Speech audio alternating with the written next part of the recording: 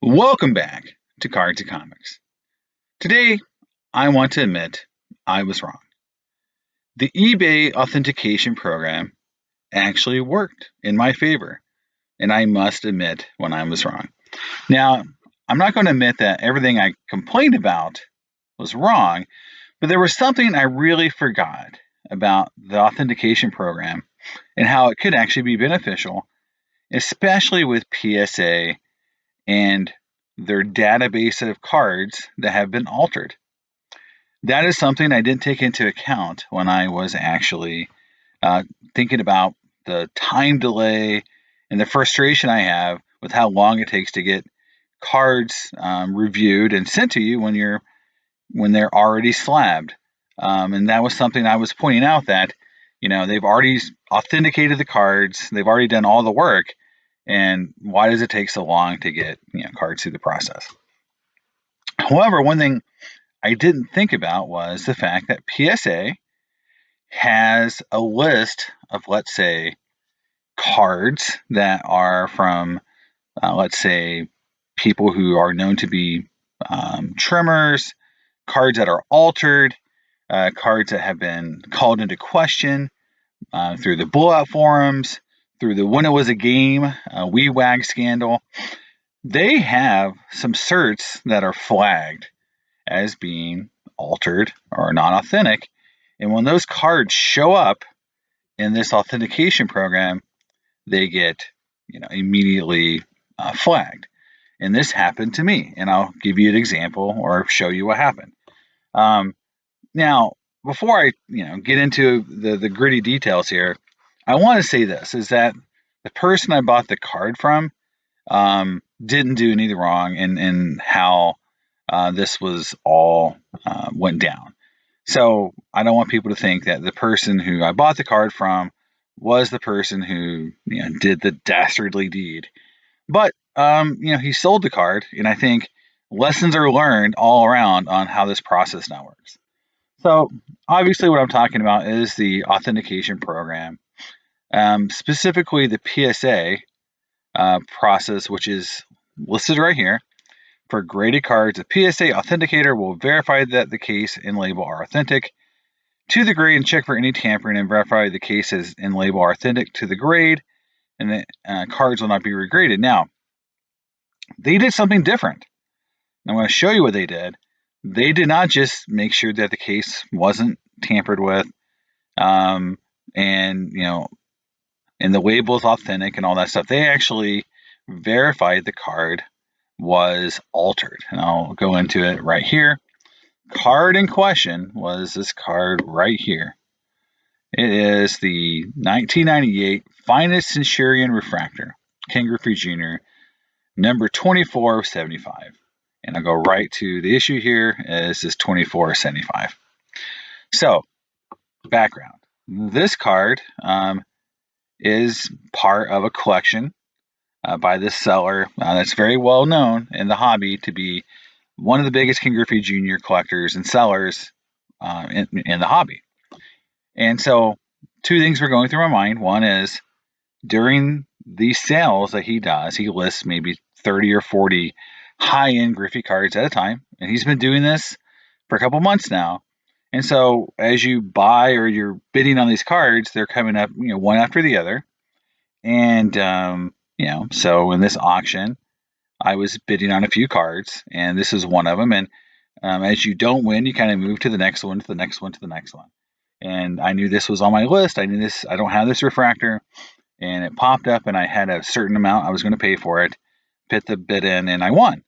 And I didn't think much of it until after the auction. I looked at the auction again, and because during the auction, the only thing I really looked for was that there was a number on it, because I did know that there was cards out there that were refractors that weren't numbered, and that is the theoretical, sheet cut, backdoored card. Now, after the auction was over, I noticed it said backdoor on the description, and then jersey number, and I'm like, okay, that doesn't sound good.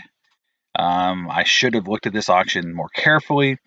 But again, as I got caught up in the bidding, I just saw that there was a Centurion refractor. I needed it, and I bid on it.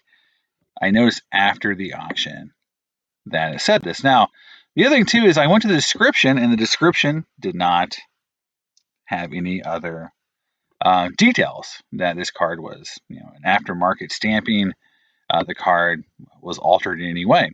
Now, the thing about this card is, if this is an aftermarket stamped card, it's altered, and PSA should not have it in a PSA 8 slab. It should say, altered, authentic, something like that.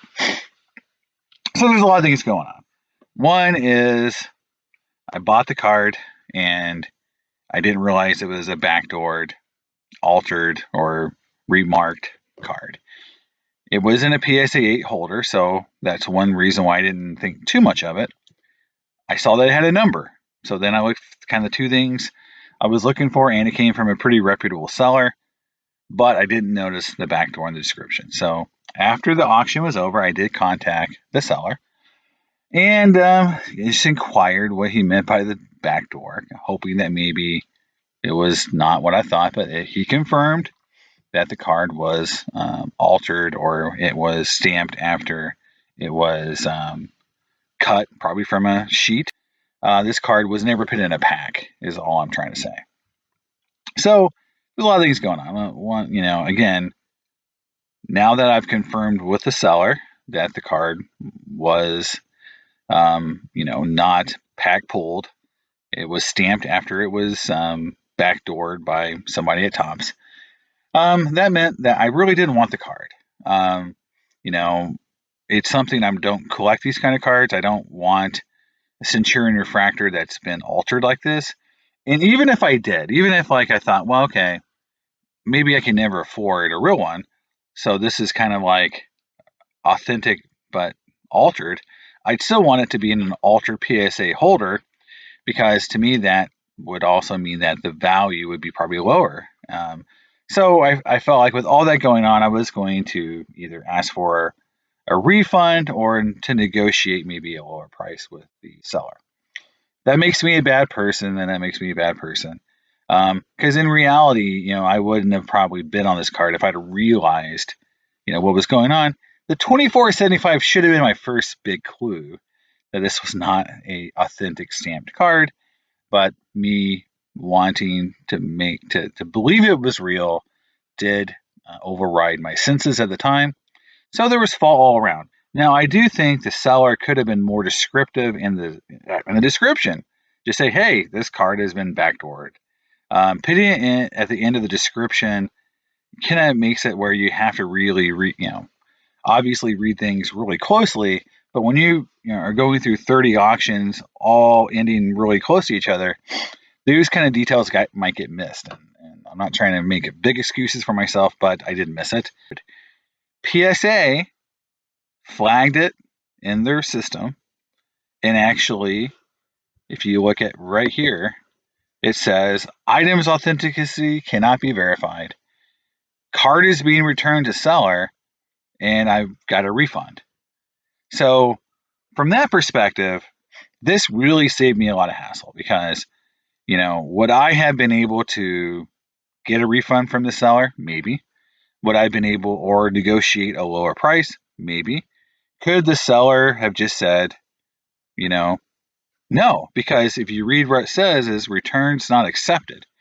And going back to the eBay programming here, it says at the bottom, I was reading this today, is returns for cards. Before purchasing, check the seller's return policy. If the seller doesn't accept returns, the sale is considered final. If the seller has a time frame for returns, you must open within that return window. So there was a possibility that he could have just said, no, you read the auction, you should have saw the description, I wasn't trying to hide it, so therefore you eat it. So this did save me from that whole process. However, the one thing I do question about this is, one, why is the card being returned to seller? Two, did PSA take it out of the holder and put it into an authentic holder, because a card should not be graded with a number grade. So I'm very curious to see if this card actually comes back to the seller as is, so it can be sold again or, traded again in the current holder, which is misleading. Now, I know that the seller didn't, do this originally, but, trying to sell it again or trading it again in that holder, PSA holder, just seems like a waste of time on everyone's part. And if PSA had the card in hand and could just simply said to the seller, like, look, we need to get this out of this PSA holder. We need to put it into an authentic holder. That way, it no longer is, misleading, and it truly represents that this card is an altered, backdoored card that should have never got a number grade. That would have been a great outcome. That would have been the perfect way this should work. So if that's what happened, then that's 100 out of 100. If I just got a refund and the car got shipped back to the seller as is, that's like a 50-50. That's like half of the things that probably should have happened. So hopefully this program works in a way that the card gets taken taken out of the holder, put into a different holder. But I don't like the fact that the card would have been sent back to the original seller as is, because really that defeats kind of the purpose of flagging this card as being not authentic, which is exactly what they said. Items' authenticity cannot be verified. And so that's going to keep happening if they try to sell on eBay. So to me, it does show a little bit misleading if the card was returned as is, because that just opens up more opportunity for these kind of things to happen. Even if it's just a misunderstanding that the card is actually authentic, it just makes this card have this questionable, certification that really it shouldn't have. Now, as far as how this could work in going forward, this has definitely opened my eyes to the idea that PSA has a list of certs and cards that it's looking for, and that's really good, because now if something gets sent to them that they know has been flagged as being altered by whatever means necessary they have, they could get taken out of circulation. That's great for the hobby, getting rid of these cards that shouldn't be in holders. If they just return them back to the seller, though, that just doesn't seem right. So, but I do appreciate the fact that I did not have to go through the hurdles and the obstacles to get a refund. The program took care of it on its own. So from that perspective, I was wrong that this actually has value. And it's really for these modern cards and cards that are highly altered that they know about, or from sellers like When It Was a Game or other sellers that they know to be trimmers. This could be a big help. And hopefully this prevents people from getting ripped off in the future, which is exactly what it should do. So from that perspective, I was wrong. This program actually does do some good things, and it really helped me. So let me know in the comments what you think, and I'll see you next time on Cards and Comics. Bye.